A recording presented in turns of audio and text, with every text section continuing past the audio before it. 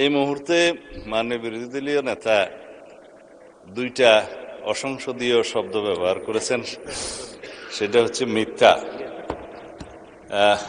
এটা অসত্য বললে আমি আপত্তি করতাম না, এই যে আমি কালকে মিথ্যা বলেছি বয়ান, তো এইটা মিথ্যা শব্দটা অসংসদীয় হিসেবে এটা এক্সপান্স করার জন্য আমি অনুরোধ জানাই।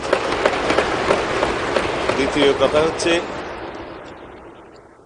ওনার কালকের বক্তব্যের প্রেক্ষিতে আমি বলেছিলাম মাননীয় বিরোধী দলীয় নেতা এখানে একটা অসত্য বক্তব্য উত্থাপন করেছেন। সেটা ছিল যেখানে রুল 62 অনুসারে আপনি তারপরে একজন বেসরকারি সদস্যের উত্থাপিত মুলতাবি প্রস্তাব গ্রহণ করেছেন, ওনারা ওয়াক আউট করার আরো অনেক পরে, তাহলে সেটা পার্লামেন্টে উত্থাপিত বা পড়িত হইল কিভাবে?